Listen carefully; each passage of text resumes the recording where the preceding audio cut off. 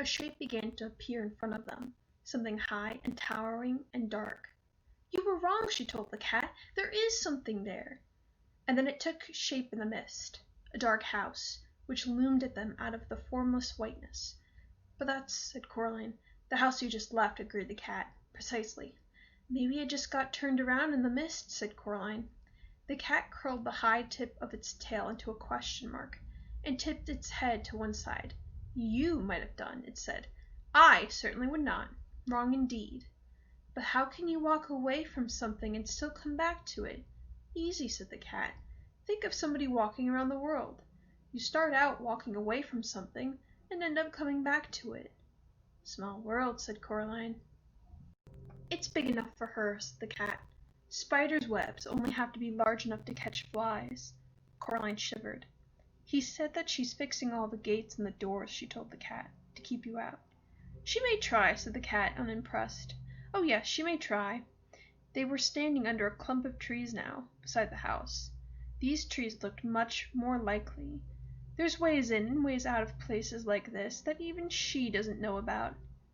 "Did she make this place, then?" asked Coraline. "Made it, found it. What's the difference?" asked the cat. "Either way, she's had it a very long time. Hang on." And it gave a shiver and a leap, and before Coraline could blink, the cat was sitting with its paw holding down a big black rat. "It's not that I like rats at the best of times," said the cat, conversationally, as if nothing had happened, "but the rats in this place are all spies for her. She uses them as her hands and eyes." And with that the cat let the rat go. It ran several feet, and then the cat, with one bound, was upon it, batting it hard with one sharp-clawed paw, while the other paw it held the rat down. "I love this bit," said the cat happily. "Want to see me do it again?" "No," said Coraline. "Why do you do it? You're torturing it." Said the cat. It let the rat go. The rat stumbled, dazed for a few steps, then it began to run. With a blow of its paw, the cat knocked the rat into the air and caught it in its mouth. "Stop it!" said Coraline. The cat dropped the mouth between its two front paws. "There are those," it said with a sigh, in tones as smooth as oiled silk, "who have suggested that the tendency of a cat to play with its prey is a merciful one. After all, it permits the occasional funny little running snack to escape, from time to time. How often does your dinner get to escape?" And then it picked the rat up in its mouth and carried it off into the woods behind a tree. Coraline walked back to the house. All was quiet and empty and deserted. Even her footsteps on the carpeted floor seemed loud. Dust motes hung in a beam of sunlight. At the far end of the hall was the mirror. She could see herself walking toward the mirror, looking, reflected, a little braver than she actually felt. There was nothing else there in the mirror, just her and the corridor. A hand touched her shoulder, and she looked up. The other mother stared down at Coraline with big black button eyes. "Coraline, my darling," she said, "I thought we could play some games together this morning, now you're back from your walk.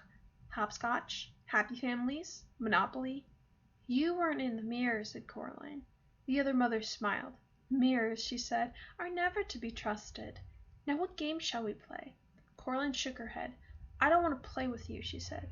"I want to go home and be with my real parents. I want you to let them go, to let us all go." The other mother shook her head very slowly. "Sharper than a serpent's tooth," she said, "is a daughter's ingratitude. Still, the proudest spirit can be broken with love." And her long white fingers waggled and caressed the air. "I have no plans to love you," said Coraline, "no matter what. You can't make me love you." "Let's talk about it," said the other mother, and she turned and walked into the lounge. Coraline followed her. The other mother sat down on the big sofa. She picked up a shopping bag from beside the sofa and took out a white rustling paper bag from inside it. She extended the hand with it to Coraline. "Would you like one?" she asked politely. Expecting it to be a toffee or a butterscotch ball, Coraline looked down. The bag was half filled with large, shiny black beetles, crawling over each other in their efforts to get out of the bag. "No," said Coraline, "I don't want one." "Suit yourself," said her other mother. She carefully picked out a particularly large and black beetle, pulled off its legs, which she dropped neatly into a black ash tray on the small table beside the sofa. and popped the beetle into her mouth. She crunched it happily. "Yum," she said, and took another. "You're sick," said Coraline. "Sick and evil and weird." "Is that any way to talk to your mother?" her other mother asked, with her mouth full of black beetles. "You aren't my mother," said Coraline. Her other mother ignored this. "Now, I think you are a little overexcited, Coraline. Perhaps this afternoon we could do a little embroidery together, or some watercolor painting. Then dinner. And then, if you have been any good, you may play with the rats a little before bed, and I shall read you a story and tuck you in and kiss you good night." Her long white fingers fluttered gently, like a tired butterfly, and Coraline shivered. "No," said Coraline.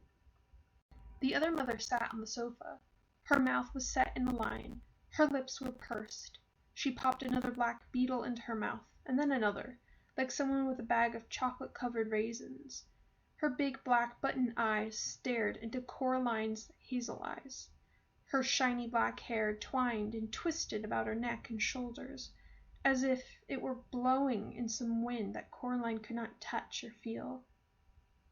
They stared at each other for over a minute. Then the other mother said, "Manners!"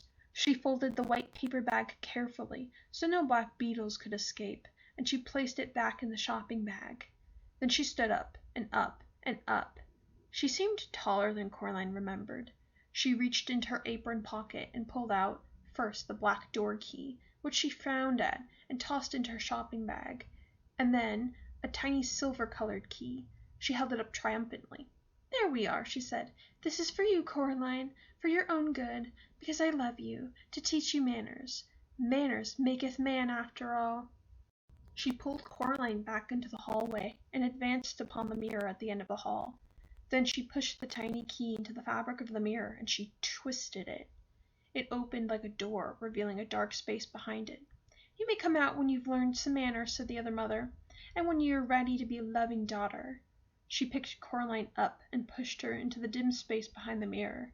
A fragment of beetle was sticking to her lower lip, and there was no expression at all in front of her black button eyes. Then she swung the mirror door closed and left Coraline in darkness.